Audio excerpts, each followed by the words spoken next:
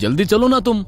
साहब कैसे चले, ये ट्रैफिक तो देखो, अब ये कार है उड़कर तो नहीं जाएगी। वो तो मुझे भी पता है, मगर तुम फटाफट चलने की कोशिश करो। शिट यार, ये मुंबई का ट्रैफिक भी ना, मेरी ट्रेन मिस हो जाएगी। मुझे हर हाल में कल सुबह नासिक पहुंचना है। काय को खाली पीली चिल्लम चिल्ली कर रहे हो मैन? अगर इतना ही जरूरी काम था तो ऑफिस से समय से निकलना था, मगर नहीं, तुमको तो अपना ऑफिस भी जरूरी है। रोजी, मेरा दिमाग वैसे ही खराब हो रहा है, तुम मुझे मत सिखाओ क्या करना है। तुम नेट पर देखो ट्रेन का क्या स्टेटस है।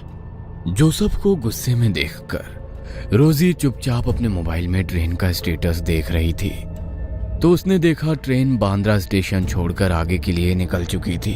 मैन, ये ट्रेन तो गया। दोबारा चेक करो, देखो नासिक के लिए कोई और ट्रेन है क्या। ये ट्रेन निकल गई। शिट, मुझे कुछ समझ में नहीं आ रहा कि अब क्या करें। मेरी कल सुबह की अर्जेंट मीटिंग है।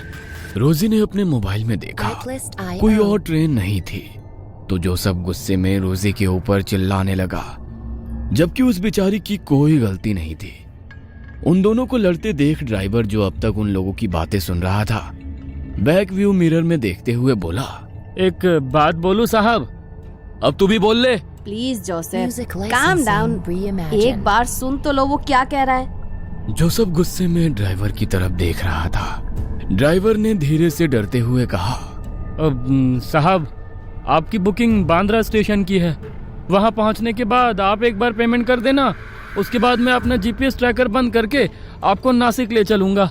अभी 1 बज रहा है, सुबह के 5, साढ़े 5 बजे तक हम लोग नासिक पहुंच जाएंगे। आज यू मैड? पूरी रात कार का सफर बहुत थकाने वाला होता है, और उसमें रिस्क भी तो है। तुम दिन भर से गाड़ी चला रहे हो, थके हुए होंगे ना। रे बाबा, रात को सफर नहीं करेंगे। वैसे तुम्हारा आइडिया अच्छा है, और मेरे पास कोई ऑप्शन नहीं है। मैं आगे बैठता हूँ, गाने सुनते हुए चलेंगे। जब तुम्हें थकान लगे तो थोड़ी देर गाड़ी मैं चला लूंगा। जोसेफ, वो जीपीएस ट्रैकर बंद करने को कह रहा है। किसी को क्या पता कि हम लोग इसके साथ ट्रैवल कर रहे हैं। कुछ ऊंच नीच हो गई तो क्या होगा? वैसे भी आजकल कितने सारे केस सुनने में आते हैं। तुम जरा ये क्राइम पेट्रोल देखना बंद करो। देखो कितना शरीफ है, खुद ही हमारी मदद करना चाहता है। रात के वक्त कार का सफर करने का रोजी का बिल्कुल भी मन नहीं था, मगर जोसेफ की जिद के आगे उसकी एक ना चली और वे लोग नासिक के लिए निकल गए। जोसेफ और ड्राइवर बातें कर रहे थे, और दिन भर की थकान के कारण पीछे वाली सीट पर अकेली बैठी रोजी की नींद लग गई। जैसे ही ड्राइवर ने देखा रोजी सो गई, उसके चेहरे पर रहस्यमयी मुस्कुराहट आ गई थी। वो बार बार उसी की ओर देख रहा था। जोसेफ इन सब से बेखबर गाड़ी में चल रहे गाने का लुत्फ ले रहा था। ये शाम मस्तानी मदहोश किए जाए, मुझे दूर कोई खींचे तेरी ओर लिए जाए। कुछ देर बाद गाड़ी हाईवे पर रुकी। जैसे ही गाड़ी रुकी, रोजी घबरा कर उठी और वो ड्राइवर और जोसेफ को देखने लगी, मगर उसे कार में कोई भी नजर नहीं आया। पूरी रोड सुनसान पड़ी थी। जंगल के बीचों बीच सड़क पर खड़ी कार को देख वो घबरा गई। वो कार के कांच में से ही इधर उधर देख रही थी। उसे जोसेफ कहीं नजर नहीं आया। जैसे ही वो घबराकर कार से बाहर आई, उसे अपने कंधे पर किसी के हाथ के होने का एहसास हुआ। वो जोर से चीखी। उसके सामने एक भयानक औरत खड़ी हुई थी, जो देखते ही देखते उसके शरीर में समा गई। उसकी चीख सुन जोसेफ उसके पास आया। क्या हुआ? जोसेफ तुम कहाँ थे? वो औरत कहाँ गई? कौन औरत? यहाँ तो कोई नहीं है। अरे हम वहाँ सामने चाय की गुमटी पर चाय पी रहे थे।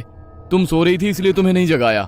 कहते हुए उसने चाय की गुमटी की तरफ इशारा किया, तो रोजी हैरान रह गई, क्योंकि थोड़ी देर पहले वहां पर कुछ भी नहीं था।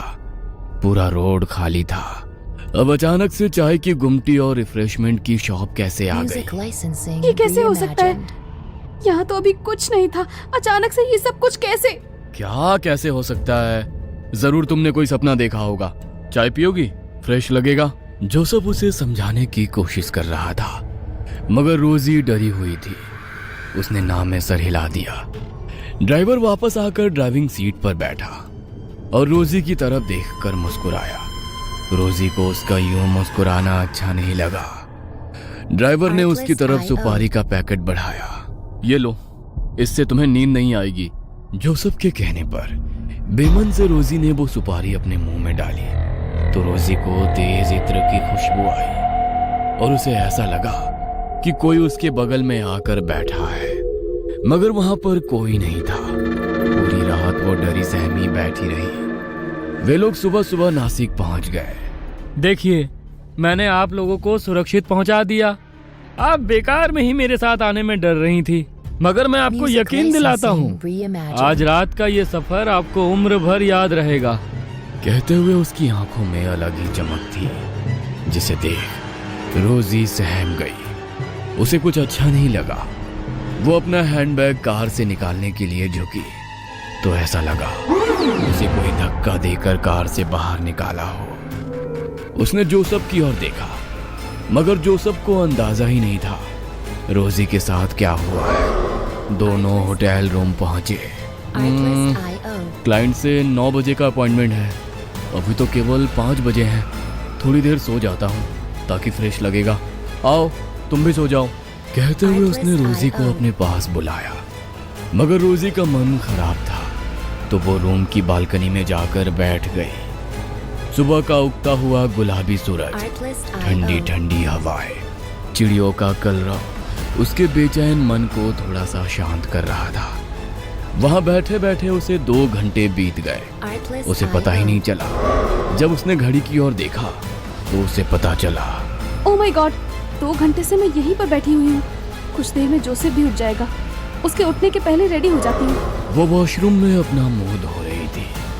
मुंह धोते हुए उसने देखा उसकी गर्दन पर किसी के नाखून के निशान थे। वो हैरान हो गई। अरे, मेरे शरीर पर ये निशान कैसे? और ये क्या? इसमें से तो हल्का हल्का खून आ रहा है। मतलब ये ताज़ा निशान है। कैसे आ गए ये निशान? कुछ समझ में नहीं आ रहा है। कल रात तक तो नहीं थे, मुझे पता ही नहीं चला और ये निशान बन गए। वो उन निशानों को देख ही रही थी कि उसे जोसेफ की आवाज सुनाई दी। रोजी, पिछले 1 घंटे से वॉशरूम में क्या कर रही हो? मुझे भी तैयार होना है, क्लाइंट हमारा वेट कर रहा होगा। जोसेफ की बात सुनकर रोजी हैरान हो गई कि वो अभी तो वॉशरूम आई थी। 1 घंटा कैसे हो गया? वो केवल मुंह धोकर बिना नहाए ही वॉशरूम से बाहर निकल गई और ड्रेसिंग टेबल के सामने खड़े होकर अपने बालों को संवार रही थी। तभी जोसेफ रेडी होकर उसके पीछे खड़ा था। रोजी, क्या हुआ? तबीयत ठीक नहीं है क्या? पिछले आधे घंटे से देख रहा हूँ तुम कांच के सामने केवल हेयर ब्रश लिए खड़ी हो। क्या हुआ है, बोलो। जोसेफ की बात सुनकर जैसे ही रोजी ने देखा, जोसेफ रेडी था, मगर रोजी का तैयार होना बाकी था। यहाँ तक कि उसने कपड़े भी नहीं बदले थे। उसे समझ नहीं आया कि केवल कांच के सामने खड़े खड़े इतना समय कैसे निकल गया। रोजी, तुम्हारी तबीयत ठीक नहीं लग रही है। शायद रात में ट्रैवल किया है, इसलिए तुम्हें अनईजी लग रहा है। नासिक पहुंचकर भी मैंने कहा था थोड़ी देर आराम कर लो, मगर तुम बालकनी में बैठी थी। अब ऐसा करो, तुम आराम करो, मैं क्लाइंट से मिलकर आता हूँ। कहते हुए जोसेफ रूम से बाहर चला गया। होटल के उस बड़े से कमरे में रोजी अकेली थी। वो अभी भी वही ड्रेसिंग टेबल के सामने बैठी थी। उसकी आंखों के नीचे काले घेरे नजर आने लगे। वो वहां से जैसे ही उठी, आईने में से एक हाथ बाहर आया और उसने रोजी का गला दबाया। वो डरते हुए पलटी। कौन है? कौन है यहाँ पर? कांच में उसे उसी भयानक औरत की शक्ल नजर आ रही थी जो उसे रास्ते में मिली थी। रोजी डरते हुए कांच से 2 कदम दूर हटी, मगर वो औरत रोजी के और करीब आ गई। कौन हो तुम? कल रात से मेरा पीछा क्यों नहीं छोड़ रही हो? चली जाओ यहाँ से, प्लीज चली जाओ। कहते हुए रोजी अपने आसपास रखे हुए सामान से उस औरत पर वार करने लगी, मगर उस पर उन वारों का कोई असर नहीं था। वो धीरे धीरे रोजी की तरफ आगे बढ़ रही थी। रोजी पलंग पर जा गिरी। वो भयानक औरत उसके सीने पर सवार हो गई। रोजी को लगा अब वो नहीं बचेगी। डरते हुए आंखें बंद कर ली, मगर कुछ देर बाद जब उसने आंखें खोली तो उसके आसपास खून ही खून फैला हुआ था। यह देख वो डर गई। उसके सीने पर सवार वो औरत कच्चा मुर्गा चबा रही थी। जैसे ही रोजी ने आंखें खोली, उस औरत ने उसकी गर्दन पर अपने दांत गड़ाए और उसका खून चूस कर गायब हो गई। तभी दरवाजे की घंटी बजी। बाहर जोसेफ था। रोजी ने दरवाजा नहीं खोला तो वो रिसेप्शन से मास्टर की लेकर आया और रूम का दरवाजा खोला। रोजी रूम के एक कोने में डरी सहमी सी बैठी हुई थी। हे रोजी, क्या हुआ तुमको? और ये तुम्हारे कपड़ों पर खून कैसे? कुछ तो बोलो, क्या हुआ है तुम्हें? मुझे डर लग रहा है, कुछ तो बोलो। जोसेफ के बार बार पूछने के बावजूद रोजी कुछ भी कहने की स्थिति में नहीं थी। जोसेफ ने तुरंत रूम सर्विस को कॉल किया। सभी उसकी हालत देखकर हैरान थे। सीसीटीवी फुटेज में भी कुछ नजर नहीं आया। जोसेफ ने रोजी के कपड़े बदले और उसे अपने साथ वापस मुंबई लेकर आ गया। वो खून चूसने वाली चुड़ैल ब्लड सकर अब उसके साथ हर वक्त रहती। वो किसी को भी नजर नहीं आती, वो सिर्फ रोजी को ही नजर आती थी। रोजी उसके सामने आने के बाद अजीब व्यवहार करती थी। धीरे धीरे उसका शरीर सूखता जा रहा था। जोसेफ उसे लेकर कहीं डॉक्टर के पास भी गया, मगर किसी भी डॉक्टर के पास उसका कोई इलाज नहीं था। तब किसी ने उसे रोजी को चर्च ले जाने की सलाह दी। ब्लड सकर, ये क्या होता है? ये वो खून की प्यासी आत्माएं हैं जो अनंत काल तक इस धरती पर रहेंगे। उनकी मुक्ति संभव नहीं है। यह अपने शिकार को ना तो जिंदा रहने देती है, ना ही मरने देती है। इससे छुटकारा पाने का केवल एक उपाय है कि इसे किसी और के ऊपर छोड़ दिया जाए। फादर, ये क्या बात हुई कि अपनी परेशानी किसी और के ऊपर छोड़ दी जाए? यही इसका रूल है।